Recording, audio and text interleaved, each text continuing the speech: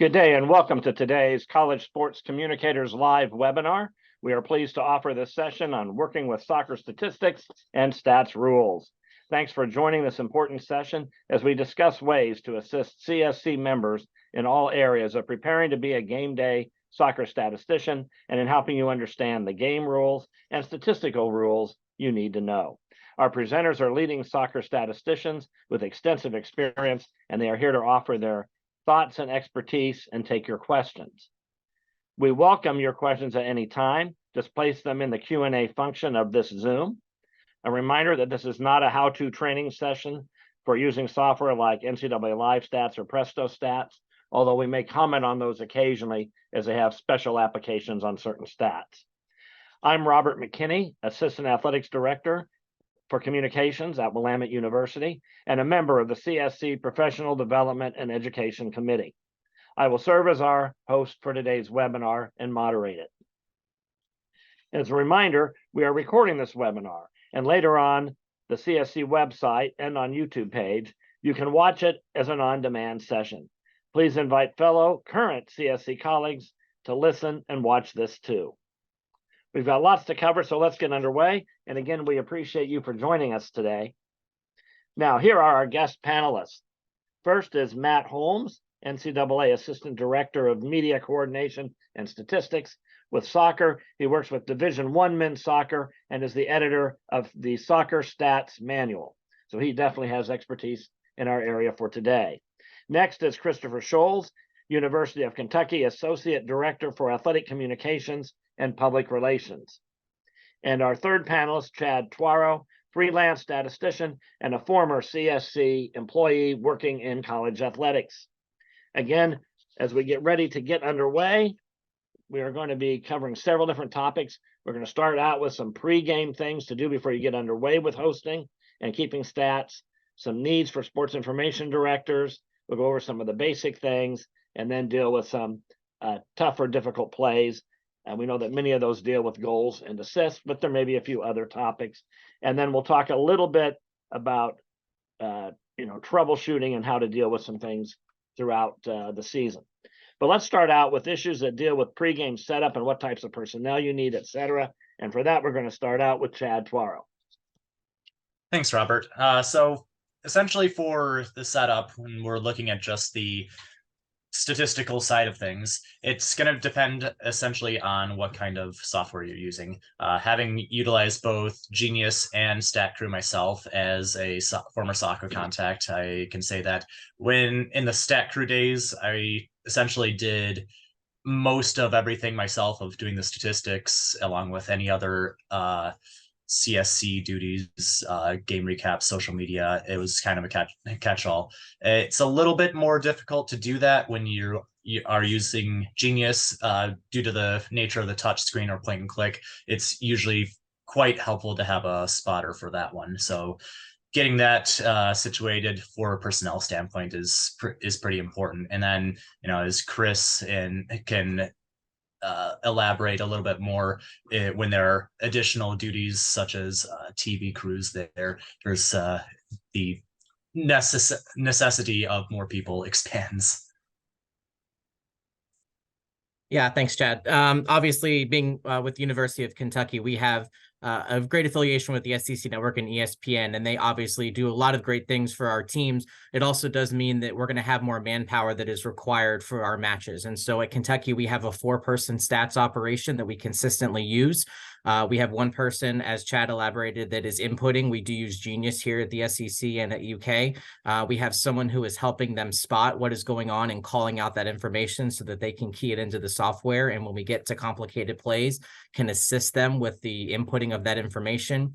We have a stats person that is in between the two benches on the field that is communicating to the bench.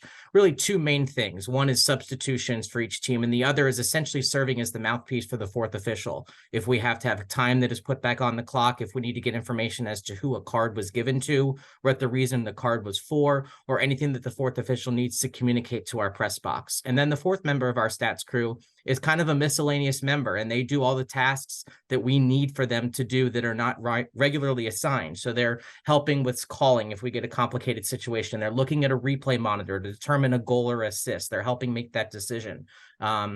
They're communicating things to our public address announcer or to our video board operators as to who's going to be coming into the game and exiting, so we can put that on the screen. So at Kentucky, we do have a 4-person operation for our stats crew. I want to step in real briefly here with what we do here at Willamette is we have 2 stat callers, generally 1 on each side of the field.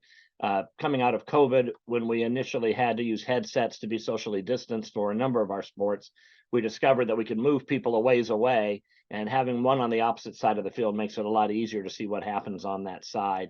And especially at night, it can be a lot more helpful. We have lights, but that really does help with that. We use our scoreboard operator that's right by the window where people check in, because we're at field level. So we use them to deal with the substitutions, and then I'm usually inputting, so they let me know who to put in. So that's another person that we're utilizing that's not normally a sports information person. And I'll let Chad kind of move us on maybe to whatever he wants to move on to next among the pregame issues. Possibly, just are there some different roles that you find your people do? Yeah, so utilizing Genius, which is what I've done most recently, is usually helpful to have the spotter that Chris had mentioned. Having done a lot of the inputting, there are points where your head is buried into the screen and things can be happening. So having that extra set of eyes, and as Chris alluded to, having someone on the sideline level to communicate substitutions, as that can become really arduous at a point where everything is happening at once, and then all of a sudden, oh wait, I don't have these people in because you didn't queue up the subs. I have taken a pretty minimalistic view on that, because different schools have different amounts of resources. So for me, having the spotter, having somebody that is consistently communicating substitutions, and as Chris also alluded to, the reasons for cards and who specifically got the cards, because that's something you're going to have to reconcile at the end of every game. If you have the numbers, as Chris mentioned, like he does at Kentucky and maybe in the SEC, having an extra person that can look at replays, et cetera, when you're trying to figure out if there was an assist or a second assist. The great thing about that is, although here at Willamette, Chris Sabato, our other sports information person, runs the webcast, and he can show me a replay of a goal, but that means I'm not paying attention to what's happening in the game while I'm doing that. So that's a great resource if you have the numbers of people to do it. Want to have one of Robert, sorry if I may jump in and out. I'd also like to add that a nice benefit of soccer season, both being the first one that starts up at a typical university, is when I was a soccer contact, what I liked to utilize it for was a training opportunity. In my view, experience doing statistics across the gamut of NCAA offered sports, I find that soccer is the easiest to pick up, because there are a lot fewer necessary inputs and a lot fewer ways to go awry if something is complex compared to other sports. So I liked to use it. Like I listed the minimum amount of people that I would use that can function, but I also liked to use that as an opportunity for students to maybe try inputting, maybe try to do subs table or spotting, just to learn the sport and develop a group of usually students who I knew that I could trust as the school year wore on. Yeah, good point. If for just a moment, maybe Christopher, if you could talk to us, Chris, just a little bit about testing everything up front, making sure everything's working. And then we did also want to remind everybody that at the moment in the NCAA, there is no overtime during the regular season, but it's still there for postseason. When we get to some NCAA information, and Matt may comment on that too. But Chris, fill us in on just making sure that we're ready to go. Yeah, we're ready to go. And these are things that I will tell you at Kentucky, we like to have it ready to go 2 hours prior to the match. We are typically arriving on site 2.5 hours prior. That may seem extremely early, and that's understandable. At Kentucky, we do have probably a lot more complexities to our game day operation than you may have at some of the other levels of college athletics. So kind of take what I'm going to say with a grain of salt when you're working through what your system may look like. But we're getting on site and we're making sure that our stat systems are up and running. A lot of people will be, the first question you're going to get when when you walk in is, do you have the starting lineup yet? Do you know what formation they're going to be in? Do you know who's going to play? And do you know what position? So we like to make sure that we're in communication with our head coaches in terms of what those lineups look like, when we're expected to get those from them. And then if the opposing team does not have an SID that travels with any degree of regularity, communicating that up front and being, hey, your coach, when should I get the lineup? Are they going to bring it up to me? Should I go down at a certain time? Do I go down at the beginning of warmups, at the end of warmups? Maybe I'm not grabbing it from the head coach, but I'm going to grab it from this particular designee from the team. So there's a lot of those situations that you should work out ahead of time before you arrive. Then it's testing. Can I test the lineup and put a fake lineup in? And does it show up on the website? Is my TV XML feeding to the SEC network or whatever network you may have? Is it getting to them? Can they see the live stats for their broadcast? Is the video board getting it? So that when we put that information up on the video board for the crowd in-house and in stadium to see, is that information correct? Is it from the last game? All that kind of stuff matters. So we like to make sure we have a fresh refire at least 90 minutes prior to kick. And then we refresh that system again, just to triple check it 10 minutes before kick, before we get into anthem and introductions. So that all can really help. And with Genius also, it's great with using NLS to open your program early enough to see if there's an update available, so you can get that done if you want to before that gets underway. Matt, we're going to bring you in now into the conversation with the NCAA perspective. And what are you most looking for people to accomplish in terms of helping you out? Excellent. Now, thank you, Robert, and thanks for having me on. Appreciate the opportunity to be here on the webinar this afternoon. We're at a good point in the season now where things are probably pretty static, but obviously, not just for soccer, but for all sports, staying on top of your roster in the NCAA stats system, particularly in those sports that use NCAA live stats, so that when you download a game key and load the game, that the roster is accurate, jersey numbers are accurate, perhaps if you've had midseason jersey changes and those kind of things, and keeping those accurate. Chris talked a lot about, the pregame and getting the lineup. I know a lot of schools use the official NCAA roster form that's available on the men's or women's soccer, the soccer playing rules page at ncaa.org. Rule 3.2.1, that official form, whether it's the one online or if your coach creates one, should be submitted to the scorekeeper, 30 minutes prior to the start of the game. And also they added a couple years ago, there's name pronunciations on there too. So an opportunity to input name pronunciations if you want to do that. So that form is available. You can use that.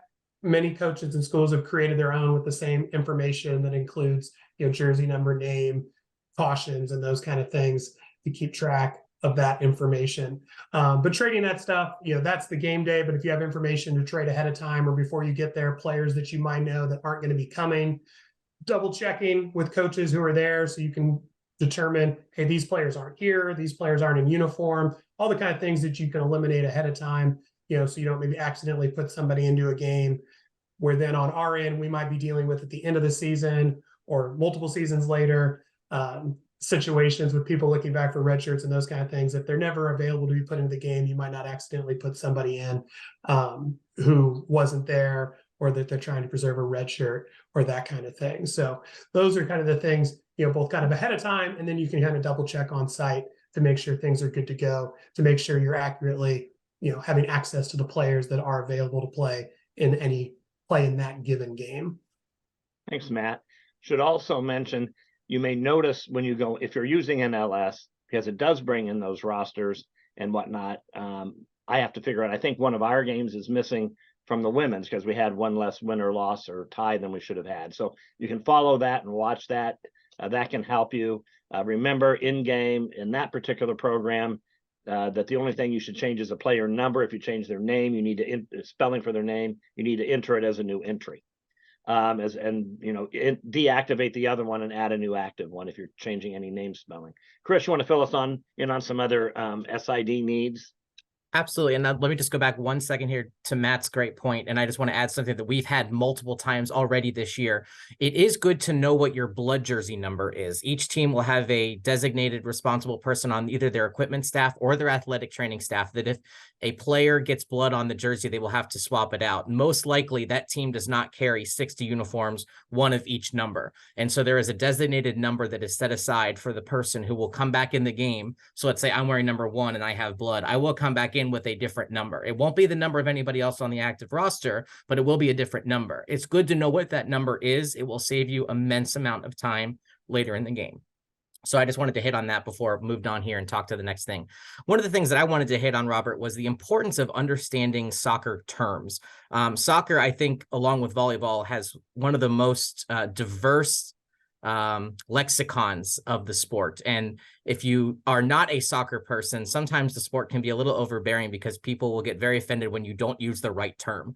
In America, obviously, we're used to it being a field. Well, you may hear it called a pitch, or, some people may not know what the term dogso means in the sport of soccer. That's denial of a goal scoring opportunity, which leads to a red card, often to a penalty or a penalty kick. So one thing that I encourage people to do, especially if you're not really familiar with the sport and you're kind of being thrown into the fire or young and into the industry, is soccer is now in our country a very readily accessed sport to watch on ESPN, the app, on TV, through the Premier League. I'm not saying you have to sit down and watch 6 hours a week, but if you sit down and you watch a game, watch a half, get kind of used to the lexicon of what it is, do some research, and I think it can really help you expedite the game in your head when you're scoring. And you'll talk to coaches after the game, or you'll talk to players, and they may use words that you're not interested in or words that you don't have any idea about, but it can help you piece together difficult situations at the end of every match. And additionally, to Chris's point, having that breadth of knowledge of the sport gives you more credibility when you are handing an official box score to coaches who, let's face it, there has not been a sport or a coach who hasn't enjoyed challenging certain statistical decisions that get made. So kind of going back to the lineups, we talked about this a little bit earlier, but I'll kind of hit on this and then we can go from there, Robert, if you're good with that. But in terms of lineups, every team does it differently. And that's something that you'll come across. Matt hit on this as well. There are some teams that are not going to exchange lineups until the very last minute because they want to make it a secret. And there's nothing against the rules. It does, though, make our jobs more complex. There are some folks that'll say, hey, here's our starting lineup, give it to TV so they can get their graphics situated, give it to the announcer so they can get their game board ready, but let's not publicize it until X amount of minutes till kickoff. Some teams will not exchange until you're ready to exchange. So I'm not going to give you my starting lineup until you give me yours and we're ready to exchange. Other teams that I've come across they'll walk into the building and have their lineup waving like a flag and they're ready to give it to you. And that's great. But I will tell you that is definitely the deviation from the norm. But I would make sure that you have a conversation with the opposing SID or the visiting team liaison, whoever that may be, if they don't bring an SID, and have that conversation ahead of time. Who's going to get the lineup? Where am I going to get it from? Where's the best place to get it? And then how are you going to get ours in exchange? I think those are important conversations to have. It also gives you the expectation. If they come in and they say, hey, we're not going to exchange until 15 minutes before kick, you've got to mentally be ready to know that you're going to have a quick transition from getting the form, putting it in the system, doing your printouts, testing your live stats, and then getting the game started. There's a little bit of a tighter timeline there, as opposed to a team that may give it to you when warm-ups start 45, 50 minutes before the game. You're going to have a little bit more leeway to do some things, whether it be social media or other responsibilities that you have at your school on a particular game day. Thanks, Chris. I would add there too, if you do get one of the rosters and nobody's marked off, it's good to check, or is there anybody we can scratch through that's not going to be suited today? They may still give you their regular whole roster. Sometimes it's only one person, but if you can remove them from your in-game, then you pretty much remove the chance that you'll give them a stat when they aren't even suited up. So I think that's important. And also one thing we have done here is we now have started to give each coach one of their own rosters at halftime to mark their starters for the second half. Sometimes they get it, much as Chris was saying. Sometimes they do it right away, give it back. Sometimes they wait till almost the end of halftime to get that to us, but it makes it so much easier to reset the lineup. And every now and then they'll say, we're starting the same 11 we started the game with, and we already know that. So we want to have Matt comment briefly on rules that impact, the exchange of those rosters, et cetera. At the moment, we know that the press box still gets a lineup, but are there some changes to where other places don't get the lineup now? Yeah, I think the main thing is, by rule, you're supposed to have the roster with the cautions and everything 30 minutes, but there's nothing specific in the rule book to starting lineups. So to Chris's point, that's why it's kind of important. You might get the roster form, the completed roster form to use the official scorekeeper 30 minutes out, but might need to have that conversation. At 30, they may turn it in with the starters, but you might just get the roster at 30. but then still have to wait another 15 for the starters or that kind of thing. So yeah, but then from there, and then they turn that into you as the scorekeeper. If the official asks for it, you can certainly share that with them, print your starting lineups and then distribute that to, the teams, your broadcast, whatever other media people you may have on site and need to distribute from there. And then, Robert kind of talked about halftime and, the different, Chris and Chad probably have ideas, the different ways to manage. I think it works different everywhere, but, different best practices to kind of try and manage that halftime and resetting the starting lineup in the second half. If you've got a process in place, who to talk to and identify ahead of time, I think that's always helpful instead of, maybe getting caught off guard with it. That makes sense. Can you talk for us, Chris, briefly, for people in your situation that are dealing with media, the importance of knowing the formation and how to learn that and how to present it? Yeah, absolutely. So, at the beginning of the season, I'm sure everyone goes to their coach and say, okay, what position do you want Will to play? What position do you want Matt to play? What do you want to list him as? There are going to be coaches that are going to shoot it straight with you and say they're going to be defenders, they're going to be midfielders. There are also going to be coaches that go, well, let's list her as a forward/midfield/defender, everything but the keeper. And if that's on your website and at the preseason that is accurate, that's okay. However, when you get into the season, you are going to need to narrow. And there are positions. In fact, if you look over my shoulder, Erin Gilliland here, she was a forward and a defender, and she would go in between based off of matchups throughout the season. Now she's playing in the NWSL. My point being is, though, when the game starts, we need to have an idea of who is playing what position. For the formation, that's important for the media to know what type of formation they're playing. Additionally, it's important for your game notes. It's important for the statistical records of the game. We don't want to have a starting lineup where we have 7 defenders, a midfielder, and a couple of forwards. That's not realistic. We know that that's not a true formation.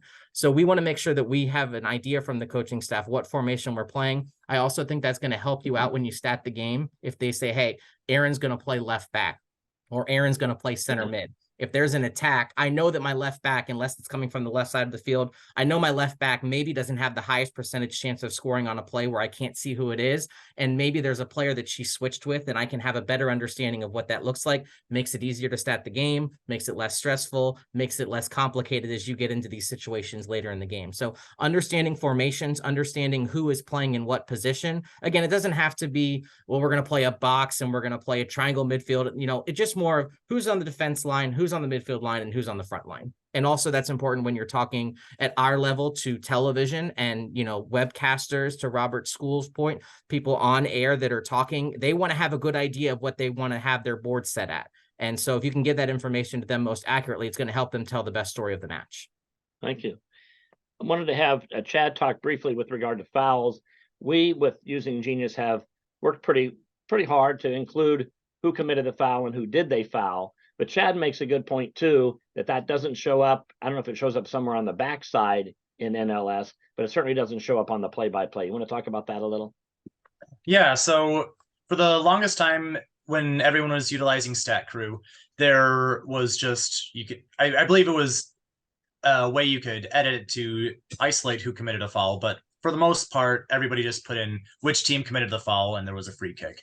Now, with the additional information that is allowed for Genius to move the contest along, it asks you, similar to exactly the same as basketball, who committed the foul, who drew the foul, and you've got a free kick that you've got to reset. And usually it's a relatively quick restart to get things going, or people who have committed the foul, whatever led to the free kick, they've moved on and shifted away. So if you can get them, if you know it right away, great. But most important for doing stats for any sport is to keep the contest moving. So unless it's a card, just pick 2 players and move on. It's not going to meaningfully affect anything in terms of the official statistics. You just need to put in that X team is taking a free kick and it was because of a foul. Again, that is different if it's a card. You have to get the card right and you have to verify those, but elsewise just keep it moving. Matt, we have a question from one of our viewers that deals with the goalkeeper decision on who the winning and losing goalkeeper. They seem to recall that at least at one time that was explained in the manual. I don't know if it still is. You probably do know. But more significantly, when you do have to pick the goalie, a decision, how do you go about doing that? It tends to happen automatically in NLS. but how do you go about doing that if you need to figure it out? Yeah, that's not an official NCAA statistic, so that's why we don't have any guidance on it. So we leave it up to scorekeeper discretion on what they think. I know some people may default to kind of like ice hockey rules, which is, you know, the goalkeeper that was in when the game-winning goal was decided, or those kind of things. But, you know, as we don't kind of keep track of it, it's really only kept track of the school level, but it's not an official NCAA statistics, individual goalies, win, losses, or ties. That's why we don't provide any specific guidance, because there are so many different if this, then that, to have different things, that we kind of do leave it up to the schools to kind of make sure to decide that, and then to be consistent, you know, kind of if there's a change of goalies, since, you know, so many just use the same goalie and there's not many change. It's not a position that's substituted very much. So that's why we don't have any specific guidance on that, since it's not an official NCAA statistic.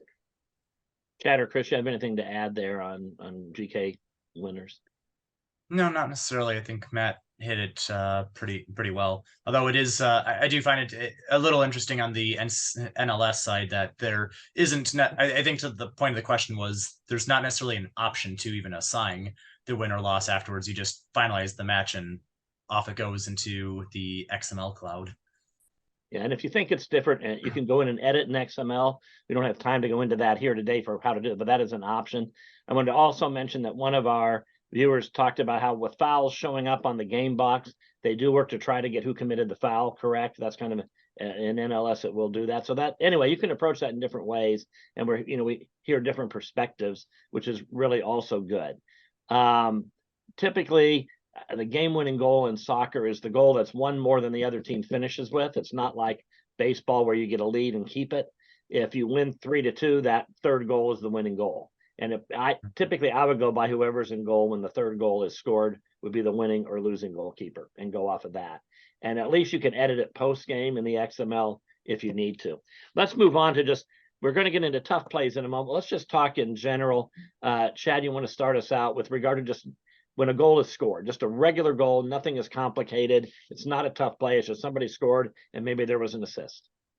Yeah. So as far as determining an assist, so somebody shoots the ball goes in. Let's say midfielder passed a through ball in and to the cutting forward who got behind the defense, takes a shot and keeper makes a save, but somebody else trailing, not the passer, goes in and cleans up the rebound. In that instance, that's a continuous play. You'd give an assist to whoever got stopped, and you can also give an assist because it's still a continuous place to the person who played the through ball. Versus Chris pointed out in our preparation a good point of, if it's something that that same forward takes a shot, gets stopped, and then picks up their own rebound and puts it in, that's their own effort, and then it would wipe out an assist, for one example out of it.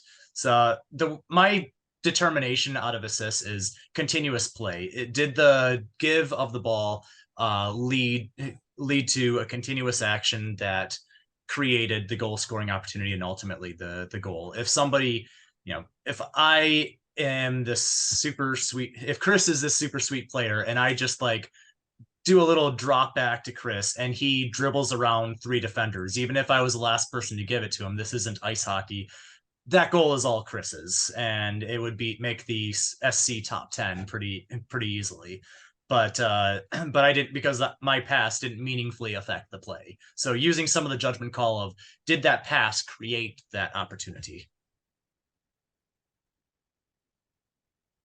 The next thing that we have on here is with dealing with own goals, and we'll let Matt start out by giving us the NCAA stats manual understanding of how we should be recording own goals and when those actually should be recorded that way.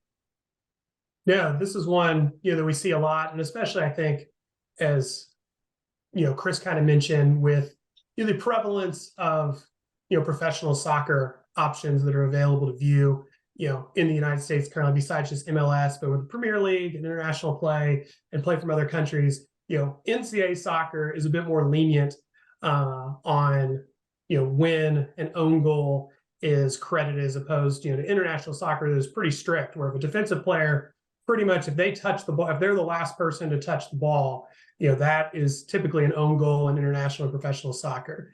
In NCAA soccer, there's a little bit more deference given to the original shot taker. So the original shot taker attempts a shot on goal and it deflects off a defensive player. Most of the time in NCAA soccer, that's going to continue to be a goal for the original shot taker.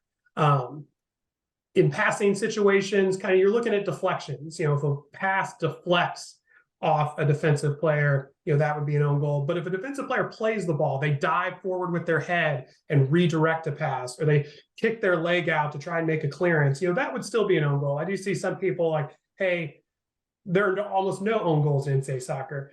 There are, it's kind of, on shots, it's a deflection to the original momentum of the shot. Is that what carried into the goal? On a pass, if it deflects off a hip on a corner pass, there wasn't a play on the ball. But if a defensive player makes a play on a pass, a header or kick it, and redirects the original intended path of the ball through their active play on the ball, that would still be an own goal. So that's kind of one of the things to watch on a pass. But on a shot, kind of a deflection, most deflections, even if they rechange the direction of the ball, those are going to continue to be goals for the original shot player in NCAA soccer, as opposed to where that may end up being an own goal in international soccer.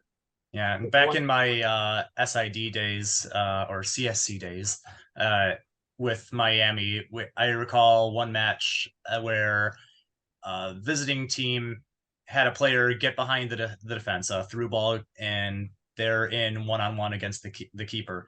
Takes a shot close up. Keeper makes an amazing save. The trailing defender is trying to get back into position. The momentum off of the shot carried him directly back into the defender on her chest or face or something.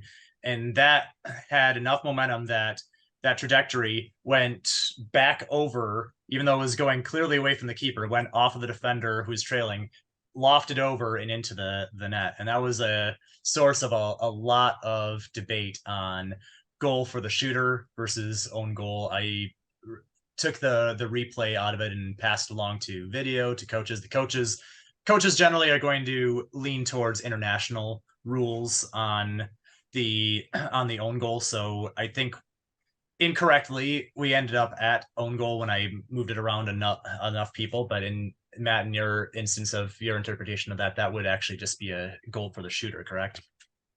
Yeah, we had a video that somebody sent me this year, something similar, where the shooter hit a shot and it went off the crossbar and bounced directly backwards and hit the back of the goalie and then bounced into the goal, and had a question about that. And because the original momentum of the shot is what led to that situation, that's a goal for the shooter. The goalie wasn't making a play, didn't misplay a ball or anything like that. That was all still original momentum of the shot, which is kind of, that's kind of the language in the statistician manual too, about, the original momentum of the shot carrying it into the goal. And we had a viewer ask a very similar question. So great that you guys handled that particular one. We also have another viewer, not really question, but comment about maybe it should be important to keep track of goalkeeper wins, since they do in other sports like hockey. So it might be it's something to consider for down the road, but obviously not something we'll solve today. Briefly, Chad, will you talk just very quickly about how to record an own goal if you're in Stat Crew or in Genius? Absolutely. So for the team standpoint, this is probably the one time we'll get semi-technical out of it. For a Stat Crew standpoint, you would put in the shot command and then the team that took the shot, and then TM instead of the jersey number, and that will signify an own goal that went in. You put in, of course, a goal. In Genius, you would assign a goal for the team, and instead of selecting a player on the opposing roster, you just tap on the other team that scored or a team goal. One of those two. You basically get the team involved out of it, and that moves you along to getting the own goal. Yeah, you can go ahead and click whatever team's goal and then go to the other team and just click on their name, that big name box, and it will do that for you, which is what Chad was saying, in addition to being able to choose team from the list of possible people. That covers a lot of those things. Again, I want to clarify, as Matt did, that a pass that if it's deflected and goes in without the defender doing any action to try to kick at it or whatever, that is still going to be credited to the person making the pass. That was something I learned recently and didn't know, so I'm sure there are a lot of people that didn't realize that. So thanks for the clarification. Again, on the regular goals, we have talked about how if it's one shot is by one player and then it's immediately after it's saved or goes off the crossbar, deflected by a defender, goes to a second player and they score, that first player gets an assist. And as Chad explained, if it's a continuous play, there may even be a through ball for a second assist. Let's talk about some other things that we need to watch during the game. What about a shot or a shot on goal? And how do we know when to record which? Absolutely. And Chris, I think you can start on it, Chad, if you want. Go ahead, Chris. I think Okay. I've taken enough of the airwaves. Okay, so basically this is the one spot, not the one spot, but one of the few spots in soccer where the scorekeeper has some discretion here. And this is where we ask you to use your knowledge of the sport to make a determination. A shot is anything that an offensive player lodges with the intent of scoring a goal. This is not a cross. This is not a clear. This is not a pass. This is very simply anything that is kicked in the direction of the goal with the intent of the offensive player scoring a goal. That is a very important distinction between a shot and a shot on goal. A shot on goal is something that is within the frame of the goal, and it has two outcomes. It either is a good goal or it is a save by the goalkeeper or the team. So a back save, in that case, the defender clears it off the line if it got past the goalkeeper. If a ball hits the post or the crossbar, it is not a shot on goal. It is just a shot. There was no save that was required. The post or the crossbar did the job for the goalkeeper. Therefore, it is not a shot on goal. And there was no save that was required if it didn't go in. So that's a very important distinction. Just because it's close or because it was a good chance or because you thought it might go in, that doesn't mean it's a shot on goal. So there are oftentimes a lot more realistic scoring opportunities than there are shots on goal in the match. And again, as Chris was saying, if you don't have the intent to score, even that thing hitting the crossbar should not be scored as a shot. However, obviously, if it goes in, you would give a shot. Well, they'd be a shot, just not a shot on goal. Correct. Thank you on that, Chad. And also, we want to talk about, we've talked about a lot of these shot, rebound, goals. One of the questions we had, Matt, was a confirmation that giving a secondary assist on maybe a through pass on one of those two shot plays is okay, because the manual kind of says you can give an assist to who took the first shot, but it doesn't go beyond that. Correct. If it's an immediate replay on, you could have, if there's a shot, you can't have two assists on basically what would be a rebound goal. You could have one assist. So if I take a shot, it's saved by the keeper and Chad immediately runs in first touch and kicks it in, then that would be a goal for Chad, an assist for me. But the person who passed it to me on the initial would not get a second assist on that play. So there can't be any shot in between if you're on a two assist play where it's a bang, bang. Chris passes to Chad, who immediately passes to me. I score, I get a goal, and Chad and Chris each get an assist. If there's a shot, if I take a shot, then there's either no assist or there could be one assist to the original shot taker, if it's an immediate rebound goal situation.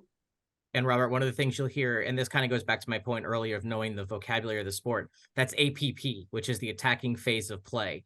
Once that shot is taken and the keeper saves it, that's a new APP. You've started a new APP. And so that's where that assist gets wiped away because the goalkeeper's change has changed the APP. Also, Chad, we have on here on our list of things for you to maybe give us a little bit of a discussion of when should we give two assists in general. Yeah, it still comes back to continuous play, and apologize, I misspoke before on the rebound situation. So I think you see it quite a bit in the women's game where there's frequently a second ball that comes in off of, say, a set piece. So let's say you get a corner kick, and the player who serves it in gets met in the air by the target, gets met in the air by another defender. They get a head on it, but it's essentially just volleyed straight up in the air a little bit off, and then the follow-up gets put in. That would be a two assist play because the play was continuous, possession did not change, and it's just all one attacking sequence out of that.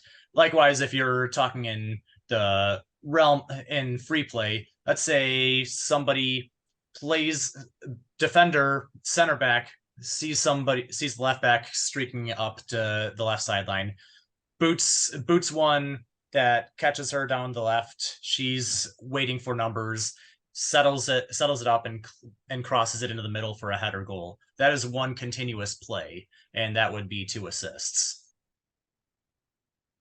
It's really important to remember that there's not necessarily a number of steps or how far your pass is. It's just, does it feel like one continuous play, and to what extent did that pass lead to the goal? Chad, you might also comment about just one assist where we have a pass and maybe it's a breakaway, and the player that gets the pass either has to get by a defender or get by a goalkeeper or sort of runs past them. How should we know when to give an assist and when not to on those types of plays? Sure, that's a great question, Robert. And I would say, let's say the pass leads to the sequence where player is in and 1v1 on the keeper and manages to make a move, walk around the keeper, and just kind of tap it in. Yes, the player technically made a move on their own volition, but the whole pass created them that opportunity where they could do what they wanted on the keeper, and therefore that would be a continuous play and in. Now, player boots it ahead to the target forward, and there are a set formation in front of her with a few defenders, and she makes a move, gets by and splits 2 center backs, gets in, blasts one upper 90 and scores. That's all that player. There were players in position who had the play defended, and that player the ball handler, the scorer, just broke them down. Unassisted goal. And you can see here where there's certainly subjectiveness involved in deciding on your own how much did that pass impact whether there was a goal. And it's really good to know and be able to explain to your coaches and players why there's not an assist on a particular play. I did that here a few weeks ago where we had one player follow up his own shot. And they were really understanding the player that would have gotten an assist when I explained that one player taking both shots meant there would not be an assist on the play. So understand it, be willing to explain it. Also, I'm going to go back to Chris to talk for a moment about what to do and when to record a team save. So team saves are things that happen when the ball is kept out of the goal by the defending team, but it is not the goalkeeper that makes the save. So in the the that I'm going to play out here, I'm going to have Chad be my goalkeeper. He's an All-American goalkeeper, and Matt is the All-American center back that I've got on my roster. If the opposing team led by Robert is coming in to score and Chad makes an initial save and the rebound goes right back to Robert, and Robert tries to put it in the goal and Chad is in another position, but Matt comes in and wipes it off the line and saves it and saves the game for us, that is not a save that it is credited towards Chad, because Chad didn't make the save. It is a team save, and the team save is anybody not the goalkeeper. So that could be your forward, your left back, your right back, your center forward, whoever that may be, the other 10 players on the field who are not the goalkeeper. Those are team saves. They are things that are saves that prevent a goal. So they prevent a shot on goal from going into the goal, and they are saves, but they are credited to the team, not the goalkeeper. And for the folks who have deal with field hockey as well as soccer and the nuances of that, you don't have to pinpoint what defender made the play. You just put in a team save and click on the team or put in team for save in that instance. You don't have to try to say, was it 8, 9, 17? I can't quite tell. And you will sometimes also hear that called a back save as well. A back save and a team save are the same thing. Good to know. And I know we had a game where we had 2 of those pretty close together on headers off the line. I wrote down the numbers just so I had it later to deal with in a recap, because those were big plays. So you might think about that. Want to go back to Chris again, because Chris deals with a lot of media and he's got, SEC television going on. And what do you do when you're in a situation where you don't know for sure who scored the goal, or you're not quite sure who had the assist? What are some of the ways that you can find that? Yeah, absolutely. Number one is we do have a replay monitor in our booth, and I realize that not everyone may be blessed to have that capacity that we have, but that is something that is very important. If you have the ability within your school, within your shop, to make a replay monitor ran to your station, it helps immensely, because a lot of the times the most complicated plays are the things that are replayed the most during the broadcast. Soccer doesn't have something going on all the time, so when something does happen, they tend to overuse the replays, and you'll be able to look at different cuts of the play, different angles, see things that you maybe couldn't have seen from the press box model. So that's number one, is if you have access to a replay monitor or you have access to the broadcast of the game, try to run that as close to your broadcast position as possible. The second thing is you need to have pen and paper ready, or a spotter that is ready to go. Obviously, when you have a complicated play, there's going to be a lot of information that is flowing from a lot of different directions. I know that at Kentucky, sometimes the PA guy will help us out. Sometimes the video board guy will start screaming things. We've got fans that are within Windows reach, and this player's mom wants them to get an assist, so they're going to scream back and yell things. Have pen and paper ready so you can write that information down and then decipher it later on in the moment. I think writing down the players that are close to the play are important, so that you can eliminate certain people or keep people in the mix. Hey, was this an assist by this person? Well, this person was way across the field that way, so it wouldn't have been that person. Having the availability to write those things down is very important. So we do have scratch paper, and that's also where you use the staff that Chad and I talked about earlier in the seminar, is that if you have students in these positions, this is a good way for them to learn the chaos of the moment, right? And you can tell them, hey, I need you to write down 16, shot 16 high, shot 21 save, assist to 4, whatever it may be. And they can help you put the puzzle pieces back together as the situation is unfolding, or when you reach more of a dead period in the match after the attack is over. Don't stop inputting. Don't stop play calling. Don't take your eyes off the match. Keep it going, to Chad's point earlier about fouls. And just to kind of go back on that, we're not saying don't get it right. That's not what we're saying. But what we're saying is keep things moving, go back and flag it and get it correct later on a replay monitor or talking to coaches. That's what we're saying, is keep the system of the flow of the match going. And that's going to be your best opportunity to get the play right, as close to right as you can, and then go back and talk with people who have a stakehold in the situation and confirm it later, whether that be coaches, replay monitors, the players even can help you out sometimes. Or in our case, if you have a fourth official, they can radio through the Vocero system to the center and say, hey, do you have a goal number? Because they actually are supposed to know who scored goals. Yeah, and to Chris's point, my mantra I like to keep with any sport is you can't edit nothing. So keeping it moving is so paramount to doing that. Even if you have an input wrong at the outset, at least you can flag it or write down the input number or something and come back to it. But when you freeze up, that's when one controversial play that you're not sure about becomes 5 missed plays, and then you're just scrambling to catch up. I will tell you that the most honest people a lot of the times are players. They will tell you, hey, Chad had that goal, or hey, I didn't touch it. They actually tend to be more honest than the coaches, who are thinking, okay, am I going to get this kid an All-America honor today by giving him a goal? How can I get this player an assist because I want to make them all conference? A lot of times the players, if you go down after, be like, hey, did you get your head on that? Be like, no, I didn't touch it, but it looks probably really cool. And they'll be able to help you out. Awesome. Absolutely. Chad, if you have some more to add relative to what to do when it gets really busy, or when there were 3 or 4 shots in a row, and also talk a little bit about in NLS keeping track of possession.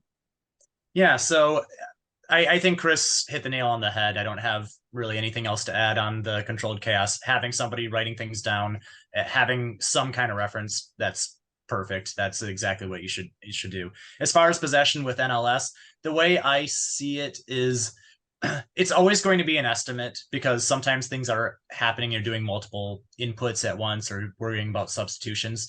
So it's always going to be a bit of an estimate. So with that in mind, there are 4 quadrants. Get the right team that has the ball, get the ballpark that the ball is in right. And I've seen a lot of people when they are starting up on NCAA Live Stats is that they have to follow the ball exactly where it is, to go the old Simpsons reference of center passes to wing, back to halfback, back to wing, center back to center, and they hold it. Like, you get it in the general vicinity, the right quadrant, with the right team with the ball. If it changes, whether it be possession or the location, move that over to the correct quadrant, because when you're printing out the box score and it's showcasing the possession, it's going to say it's going to break down the percentages for both teams and for their possession, what areas they possessed the ball most when they do the field breakdown. So getting those 4 general areas correct and the team correct, that's what matters. You don't have to overdo things with the possession. Chad, can you also talk a bit about wrapping things up in terms of what you would do for printing out stats, involving the referee, whatever else might be the most important after the match? Absolutely. So as Matt pointed out, that it's no longer post-COVID, it's no longer required to have the official sign. However, as cards go out, it's still good to verify with the officials all the same. So it's good practice to flag them down afterwards with a printed final box score before you hit finalize, so you don't have to go back into NCAA live stats and edit the post-game XML. So one thing I make a point to do is before I hit finalize game or whatever the button has changed to now is print one and get the stats over to everybody else that needs them, the teams, media for post game, reporters, etc., and run the first one over to the officials and double check, because the officials, they're probably going to be among the first to leave. Yeah, the thing I want to clarify there, is it is still required to get that post-game verification on cards and the final score from the officials. They can just make that visually or verbally. If you have them sign it, that's great. They're not required to sign, but it is still required that you confirm post-game with the officials any cautions and then the final score, not necessarily who had the goals, but the final score. We've got 2-2, you've got 2-2. That can just now be done, continuing out of code visually or verbally. But that process still needs to be done however you decide to do it. Just a signature is not required. Yep. Was there anything else you wanted to add, Chad? Did you want to add anything else, Chad? Nope. Okay. And Chris, do you have anything that you do a little differently? Is somebody like flying with stats to TV, or are they just watching live stats anyway so they know, or is there anything special that you do post game? We do try to make sure that we get off the box scores as quickly as possible, and I think everybody does, but we do have certain stakeholders that we want to have the stats first, so we want to make sure we take care of the coaching staffs first. That is particularly important at halftime. I think halftime it's important that you get the coaches the box scores as quickly as possible. I think post game they can wait a little bit, maybe they want to talk to their team. Some coaches maybe they want to see it before they talk to their team. Both fine. I would say at halftime your important stakeholders are coaches, followed by media members like television that maybe have to do a halftime show. They want to get their graphics ready for that show. They want to make sure that they have the minutes of the goals correct, the shot counts correct, if they don't have a stat monitor that's in front of them. I will tell you that from a referee standpoint, to Matt's point, obviously the referees do not have to physically sign the form anymore. In the Southeastern Conference, our SEC coordinator of officials likes them to take a picture of the box score and send them to her so that they can have that confirmation, and that goes to the league office. I think that's pretty common amongst the Power Five that I've talked to. I'm not saying all 5 Power Five leagues do it, but I think it is pretty common. And then additionally, we're confirming accumulation cards and the types of yellow and red cards. So there are different types of cards. There's a red card that could be for 2 yellows. There could be a red that is given to a denial of an obvious goal scoring opportunity or dog so. There's yellow that is for unsporting behavior. There's yellow that is, there's different types of cards. And so I think it's important that when you're noting those in Genius, you have the option to choose all of these different types of yellow cards. You're the one that knows what they are. And you can confirm that with the center. You can confirm that with the fourth. You can confirm that with the linesman on the near side. They all are going to be able to give you that information. Matt, before we close things down, or maybe see if there's a question or two, again, feel free to put something in the Q&A if you have a last minute question for any of our panelists. But Matt, if you could talk a little bit about what issues you find after games that people need to deal with the NCAA on, with you guys in statistics, that something needs to be changed, or they need to make sure they remember to upload it. What are some of the things that are issues for you? Yeah, I think, we're in pretty good shape nowadays. I mean, I think we talked about some of the things that come up after games where people may want to make a review about, adding an additional assist on a play. Hey, we went back and looked at it, and the assist was number 12 instead of number 2. Or, hey, we really did think that after going back, in review, we do think that's a continuous play where 2 and 12 should have gotten the assist. So just inputting that thing in there, making sure that you're reviewing, especially if you had a situation like that where you think you've made a change in a post-game edit and submitted it, just cross-referencing what you have on campus versus what we have here at the NCAA. You make a post-game edit, you republish, it pushes to the NCAA. 90% of the time that works as intended. but sometimes something gets caught up there's an interruption in your web feed or something like that where it just doesn't complete. So one of the things I just recommend in general, especially if you had a situation where you made post-game edits, is just making sure to and you've uploaded a new XML to your website or whatever the case may be, periodically, once a week, once every couple of weeks, cross-reference what we have at the NCAA versus what you have on campus to make sure that matches up. And then if it doesn't, we can begin to look, oh, we added an assist in the 4th game of the season. That didn't get to you. And then we can make sure that gets to us and that kind of thing. So, the reminder, obviously, the discretion of the home team goes. So, just because you're the visiting team and you discuss with your coaches and you think something should be added, certainly you can have a cordial conversation with your counterpart. But again, the statistical designation and decision made by that home team scorekeeper, if there is a back and forth, that person is final. And, if they don't agree with your interpretation, that kind of is just the way it is on that situation. So, but agree with everybody to be, cordial and that kind of thing. But that is probably the main thing, is if changes are made, make sure you're cross-referencing. So what you have matches what we have at the NCAA throughout the course of the season, as opposed to the soccer season ends in December and we hear from you in April or something like that. We can fix it, but we prefer not to do it then, also along the lines of participation. Thank you, Matt. A good explanation there, and a good reminder, to check and keep your information up to date with whoever you're reporting to, the NCAA, NAIA, or in Canada, just so that that everything is accurate at the national level. Well, thank you guys so much. We want to give a big thanks to our presenters. Again, Matt Holmes from the NCAA, Chris Scholes at the University of Kentucky, and also Chad Tuaro, freelance statistician, but former CSC person, and he's still obviously involved with us as a freelancer. In addition to that, we want to remind you that the webinar will be on demand later today, so share that information with your colleagues. We encourage you to check our website, collegesportscommunicators.com, for updated information on what's on tap for CSC programming and continued education.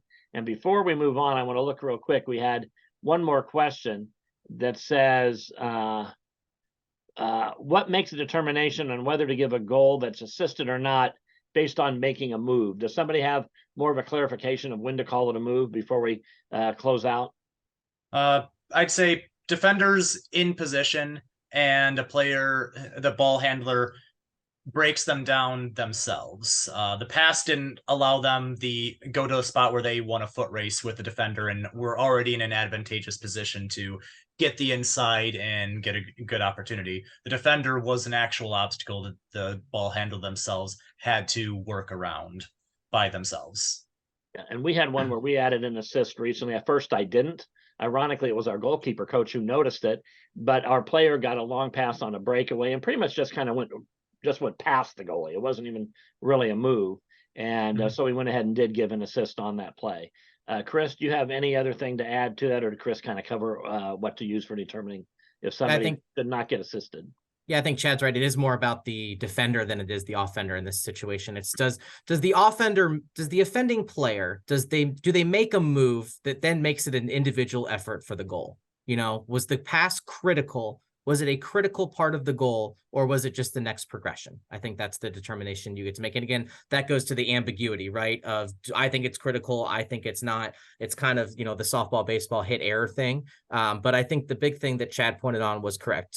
Did the offending player make a move that shook the defender? If so, then probably becomes more of an individual effort. If not, then I think you can give the assist in that spot. This is an interesting one directly from Greg Petkoff, who I think many people know. The question is, what about passing it over the goalie and then shooting it in? Should there be an assist still, or is that a big enough move that you should not give an assist? Did the player are they asking the player chipped it over and then got to it on their own and got in? Because they can't assist on their own goal. Yeah, south pass via a chip over or an in-position defender. Mainly a defender is what Greg was asking.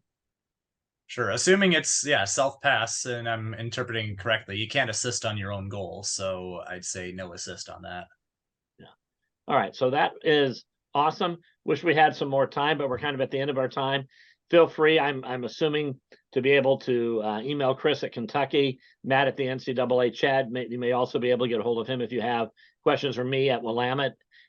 We do want to thank you again. Remember that this will be available on demand later today.